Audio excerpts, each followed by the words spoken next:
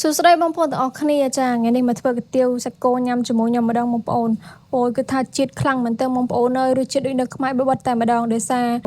ប្រហិតសាច់គោក៏យកមកពីខ្មែរតែសាច់កាទៀវក៏យកមកពីខ្មែរដែរបងប្អូនព្រោះអីខ្ញុំទិញបងប្អូនខ្មែរនៅកូរ៉េដែលគាត់យកអវ៉ាន់ពីខ្មែរយកមកលក់នៅកូរ៉េអញ្ចឹងណាបងប្អូន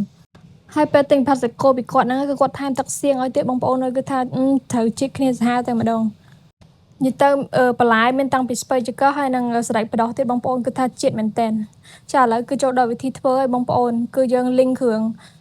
យើងដុតវាលើខ្ទះអញ្ចឹងណាបងប្អូនចាយើងដុតវាឈ្ងុយហើយយើងដាក់ចូលក្នុងទឹកពុះដែលយើងបានដាំហ្នឹងមានដូចជាគល់ស្លឹកគ្រៃម្ដេង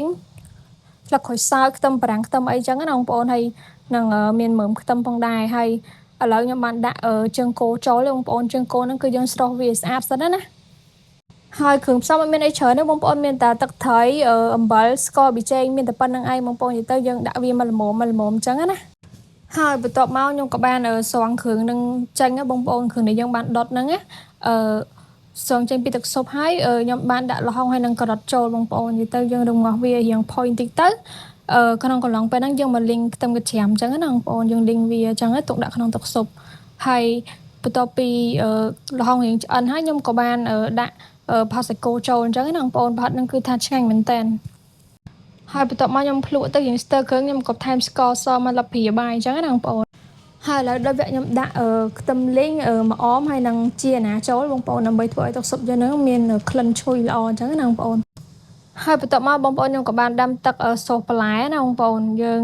មានដូចជាស្ពៃចង្កឹះហើយនិងសណ្តែកបដោះបងប្អូននិយាយទៅដូចនៅខ្មែរបិបត្តិតែម្ដងស៊ុបគោបងប្អូនហើយឥឡូវខ្ញុំស្រូបកាទៀវហើយខ្ញុំក៏បានដួសទឹកស៊ុបដាក់ចូលអញ្ចឹងណាបងប្អូនហើយយើងដាក់ជីខ្ទឹម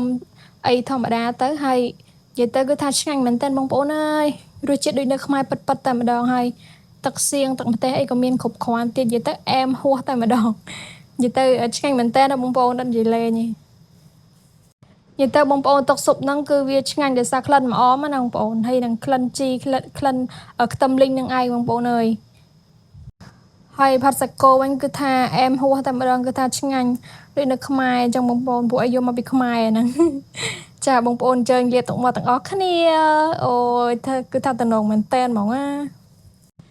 ចង់និយាយថាបងប្អូននៅស្រុកគេពិបាកហូបអីហូបមែនតែនហើយយើងចង់ហូបអីតធ្វើខ្លួនឯងអញ្ចឹងណាបើយើងទៅហូបនៅហាងក៏ចេះតែបានដែរតែគ្រាន់ថាយើងហូបបានតែមួយពេលបើយើងធ្វើខ្លួនឯងយើងហូបបានច្រើនពេលអញ្ចឹងណាបងប្អូន